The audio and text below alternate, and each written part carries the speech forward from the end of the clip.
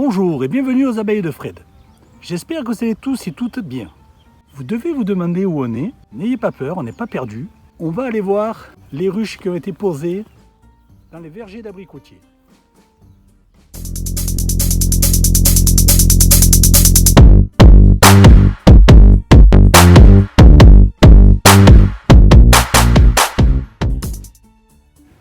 La première question qui vient toujours à l'esprit, c'est le risque de mettre des ruches et des abeilles dans un verger avec des arboriculteurs qui peuvent traiter avec des produits toxiques pour les abeilles, etc.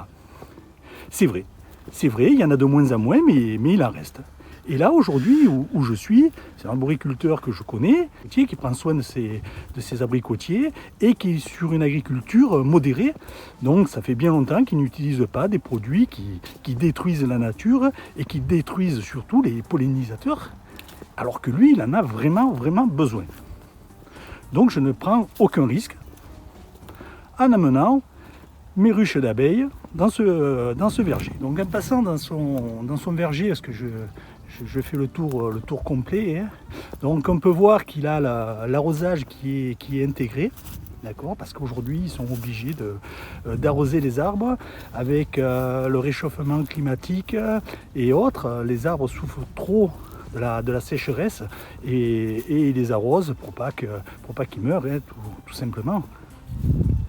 Donc on voit bien ici les arrosages. Hein. Et là, on voit qu'il y a eu pas mal d'abricotiers qui ont été replantés, ici, encore devant, de ce côté. Donc la dernière fois que je suis venu, il m'a montré un petit peu ce qui se passe, c'est que les arbres, par la pollution, attrapent des maladies, et là, c'est comme une dégénérescence, et les arbres se sont mis, il y avait déjà les feuilles, etc. Donc ils ne suivent plus le cycle de la nature, ils peuvent se mettre à faire des fleurs au mois de janvier, parce qu'il y avait les feuilles déjà. Donc ils sont obligés de les couper et de les remplacer, parce que de toute façon, ils ont une maladie et ils vont mourir, et en plus cette maladie peut se propager aux autres arbres. Donc on voit bien que par la façon de gérer son verger, c'est quelqu'un qui est proche de la nature. Hein. Donc là, je viens de me mettre sur le bord de la parcelle, hein, à limite des arbres, et tout au fond de l'écran, vous voyez sur la droite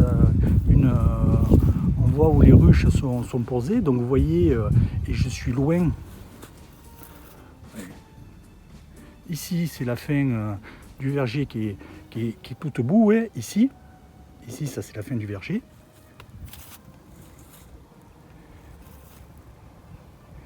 Ici, à mon doigt, c'est là où sont posées les ruches, et les ruches sont posées à peu près à la moitié de la longueur du verger. Donc c'est pour vous donner un petit peu l'ordre d'idée de la dimension du verger. Il est quand même un très beau verger. C'est vraiment le paradis pour les abeilles. Hein. Lorsque ça va être en fleurs, je pense que pollen, nectar, ça ne va pas leur manquer. L'arboriculteur prend soin de ses fruitiers, comme nous on prend soin de nos abeilles. Hein. Et c'est aussi une personne qui a une magnifique cave viticole qui s'appelle le domaine des Bouzons, qui est situé à Sauveterre, hein, où il vend un vin qui est vraiment, vraiment bon. Je vous mettrai en bas de l'écran le site internet, comme ça vous pourrez aller voir et juger de vous-même de la cave de la famille Serguier. Donc, de mémoire, 30 hectares de vignes en Côte-du-Rhône, mais du côté Gard, et il est actuellement en transition pour passer en viticulture biologique. Donc de mémoire, ça se fait sur 3 ans, et il me semble qu'il ne reste qu'une année.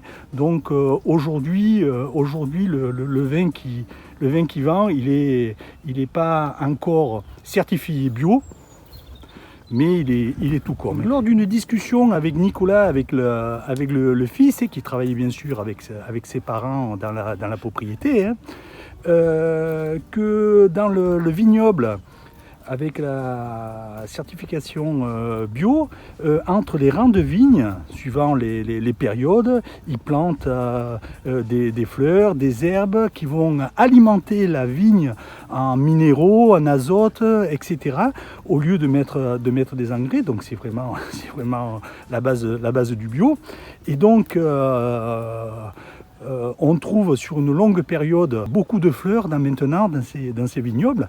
Donc bien sûr, étant apiculteur, c'est des choses qui m'intéressent fortement, puisque je vais aller voir avec eux s'il est possible de pouvoir mettre des ruches et de profiter de cette agriculture biologique qui est sur quand même un gros domaine, c'est 30 hectares.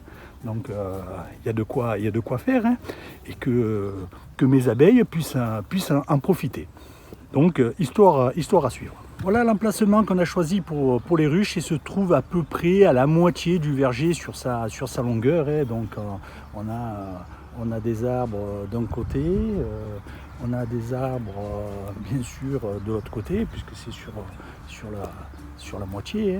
Donc on voit bien ici. Les ruches, elles ont été posées ce matin. J'en ai amené 8 sur cette parcelle.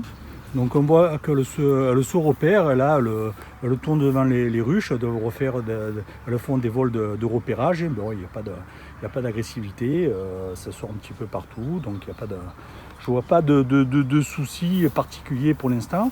Je leur ai amené de l'eau. Donc voilà.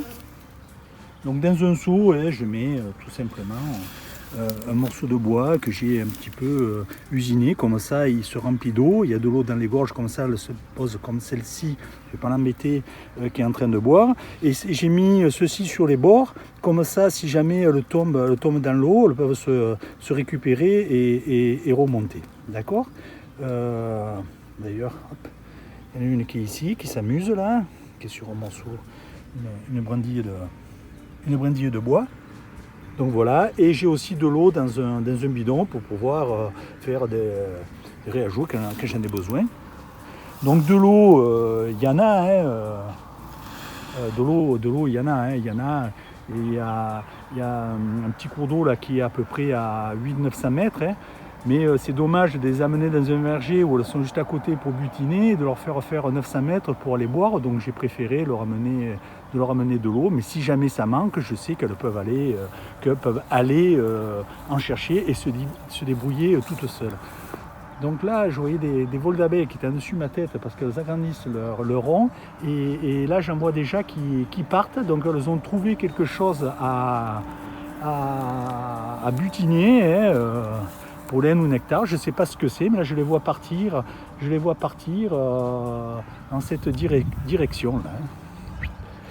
Donc direction, pour vous donner un ordre d'idée, ici est, sud, et bien sûr de ce côté le nord.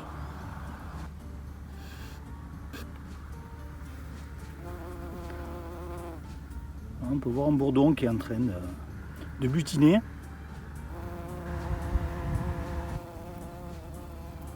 Et je ne sais pas où elles partent, parce qu'il y en a qui partent. Je ne n'arrive pas à voir, mais on voit qu'elles ont commencé déjà une activité.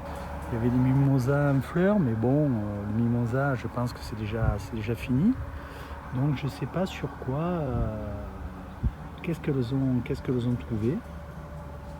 De toute façon, c'est plutôt de bon augure, je vais pas me faire de soucis. Donc ça y est, ah, vous voyez, regardez, la question que je me posais, mais j'ai la réponse. La réponse devant les yeux, regardez, ici, il y a une abeille qui est en train de rentrer dans la fleur pour aller... Donc ça, il y en a tout le bord verger. Hein.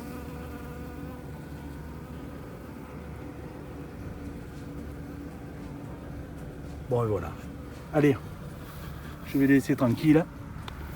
Donc là, nous allons regarder un petit peu plus près les bourgeons pour voir où ça en est. Donc on voit qu'il y a des bourgeons comme ici, qui sont en train de s'ouvrir. Donc ça ne va pas se faire en une journée.